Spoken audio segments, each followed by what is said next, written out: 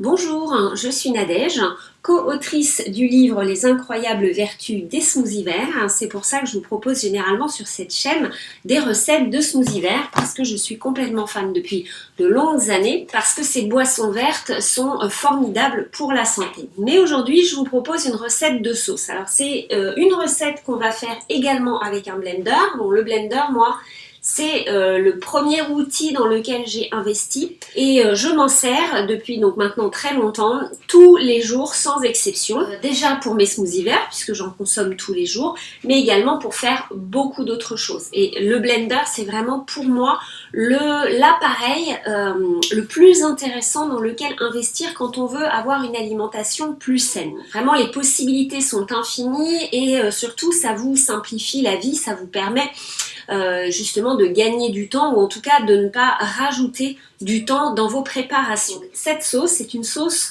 salade aux noix, mais à la fin de cette vidéo, je vous montrerai qu'on peut faire autre chose à partir de cette sauce. Des noix d'abord parce que c'est local chez nous en France, donc c'est très intéressant, et ce sont des oléagineux qui sont très riches en oméga 3. Les noix sont parmi les aliments les plus intéressants pour soutenir la santé du cerveau. Donc intéressant quand on vieillit, notamment quand on commence à avoir des petits problèmes à ce niveau-là de tout ce qui est fonction cognitive. Donc pour cette recette, j'ai besoin de 180 g de noix. Alors comme tous les oléagineux, il est préférable de les faire tremper.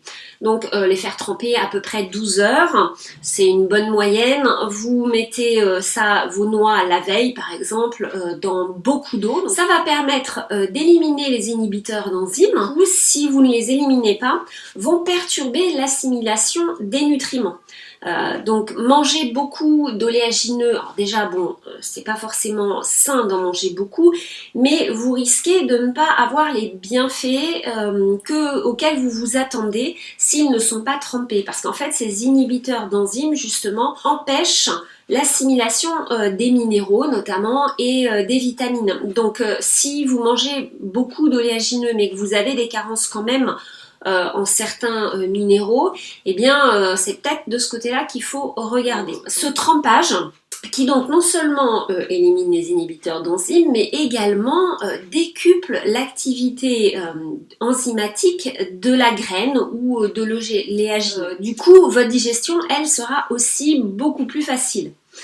Vous aurez probablement moins de lourdeur. En tout cas, moi, je me rends compte que quand je mange des amandes qui ont été trempées, eh bien, je les digère beaucoup mieux que si elles n'ont pas été trempées ou activées. Ça, c'est le vocabulaire classique de l'alimentation vivante. Donc, vous mettez à tremper ces 180 g de noix la veille dans de l'eau. Le lendemain, vous égouttez, vous rincez bien, parce qu'on ne veut pas garder cette eau où il y a les inhibiteurs d'enzymes. Donc, vous éliminez bien ça, vous les rincez bien et vous allez avoir une sauce qui est très facile à digérer et dont vous allez assimiler beaucoup mieux les nutriments. Donc vous mettez ces noix dans votre blender. Ensuite, on va avoir besoin d'eau pour mixer ces noix. Donc là, je mets une tasse d'eau.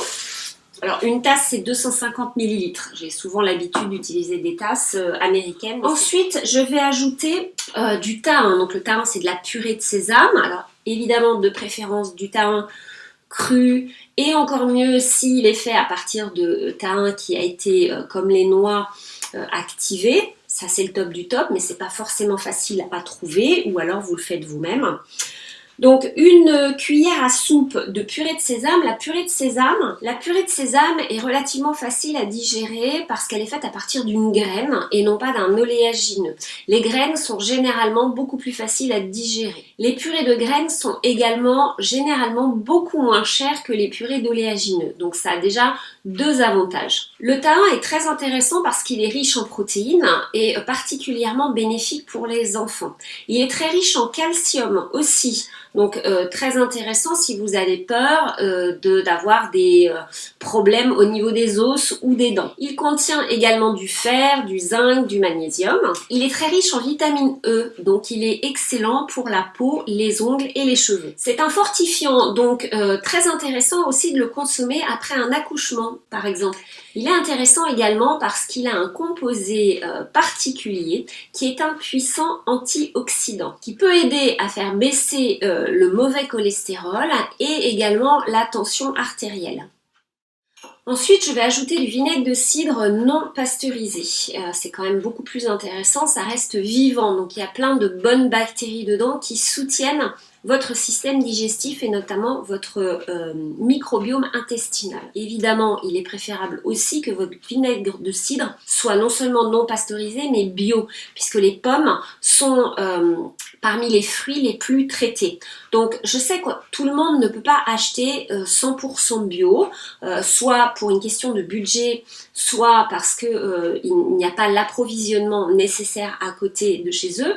Mais il y a certains aliments qu'il est préférable d'acheter bio. Donc si vous ne pouvez pas acheter tout en bio, vous choisissez juste certains aliments que vous allez manger soit souvent ou soit parce que justement dans le conventionnel c'est trop traité. Voilà, vous concentrez votre budget sur ça. Donc là, j'ai besoin de 2 cuillères à soupe de vinaigre de cidre. Ensuite, je mets 2 cuillères à soupe de tamari. Donc le tamari, c'est une sauce soja fermentée. Moi, je consomme très peu de soja. J'ai rien contre le soja, mais je pense pas qu'une consommation matin, midi et soir soit une bonne chose pour la santé. En manger un peu, c'est bien, à condition qu'il soit fermenté. De préférence, parce que sinon, il n'a pas vraiment d'intérêt nutritionnel en fait. De bienfaits pour la santé. Donc en consommer un peu, c'est très bien, mais en consommer excessivement et baser ses repas sur ça, non. En tout cas, c'est mon opinion à moi, pas uniquement, mais voilà, je vous donne le mien en tout cas. Donc là, c'est du tamari. Donc le tamari, sauce soja fermentée naturellement, que j'utilise assez souvent en assaisonnement de mes salades. C'est absolument délicieux. Et puis là, je vais ajouter un petit ingrédient que je n'ai jamais utilisé jusqu'à présent, enfin jusqu'à peu du moins, et qui est très bon, paraît-il, aussi pour la santé. C'est du vinaigre d'humebosie. Donc l'humebosie, c'est une prune, enfin c'est pas l'humebosie qui est une prune, parce que je crois que c'est prune, c'est humé, et bosie, ça doit être fermenté. On considère que c'est une prune, mais en fait ça n'a absolument rien à voir avec nos prunes à nous, parce que c'est pas du tout un fruit qui est sucré au Japon. Alors à la base ça vient de Chine, mais les Japonais vraiment l'ont complètement adopté dans leur alimentation. Au départ c'était même pas dans l'alimentation, c'était vraiment considéré presque comme un médicament. Maintenant c'est rentré donc dans l'alimentation courante, mais parmi les aliments santé. Donc pour revenir à cette prune qui n'est pas vraiment une prune, elle n'est pas consommable en l'état, donc ils ont trouvé une espèce de système de fermentation.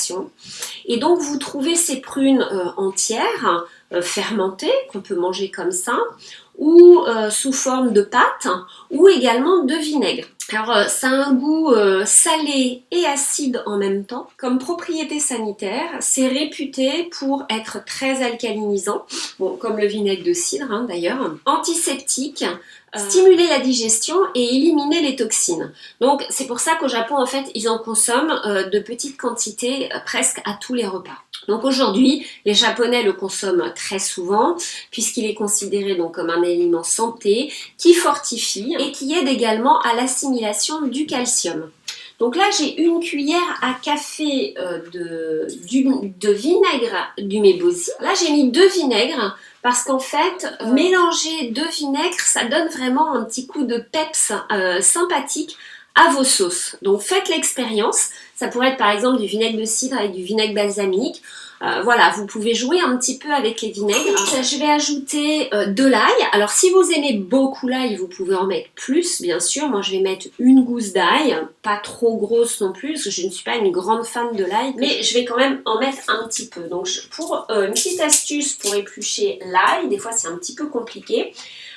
Vous enlevez le bout et après vous écrasez avec le plat du couteau, voilà, l'ail. Et en fait, du coup, après, il s'épluche tout seul, hein. Vous n'avez pas besoin de galérer. Donc une gousse d'ail Et puis je finis par un petit peu de poivre. Alors idéalement du poivre frais, moi il est déjà moulu. Toutes les épices, c'est vrai que si vous pouvez les avoir fraîches et les moudre vous-même, bien sûr, c'est mieux, aussi bien au niveau de la saveur que au niveau des propriétés médicinales. J'ai oublié de vous dire également que les noix non seulement étaient très bénéfiques pour la santé du cerveau, mais également pour le système nerveux. Elles sont très riches en vitamine B, mais elles contiennent également du fer, du manganèse, du cuivre, du zinc, du calcium et du sélénium. Donc vous voyez que vous avez tout intérêt à consommer régulièrement, alors pas avec excès parce que ça reste des graisses quand même, mais régulièrement des noix qui en plus sont locales. Et puis peut-être que vous en avez dans votre jardin tout simplement. Et puis voilà, maintenant je vais simplement mixer. Et voilà le résultat. Une sauce un petit peu épaisse, mais pas trop non plus, du moins un peu plus épaisse qu'une vinaigrette, mais qui reste quand même relativement veloutée, crémeuse. Donc cette sauce, eh bien, elle ira parfaitement dans une grande salade. Alors comme j'ai préparé ici, donc une salade de verdure, là j'ai mis de la laitue rouge et de la romaine. J'ai rajouté 2 branches de céleri, branches donc coupées très très finement, et puis 3 carottes. Voilà, donc une belle salade comme ça. Je vous invite vraiment à mettre le plus de verdure que d'autres légumes, et puis à varier les verdures. Vous pourriez mettre également des herbes si ça vous dit. Et puis tout simplement, vous arrosez votre salade de sauce.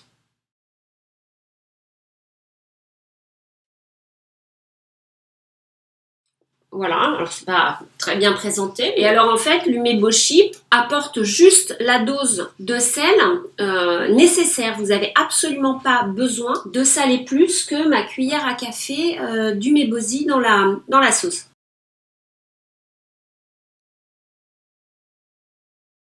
Le vinaigre d'umeboshi peut être trouvé dans les magasins asiatiques ou généralement dans les magasins bio. C'est un produit comme étant considéré comme un aliment santé.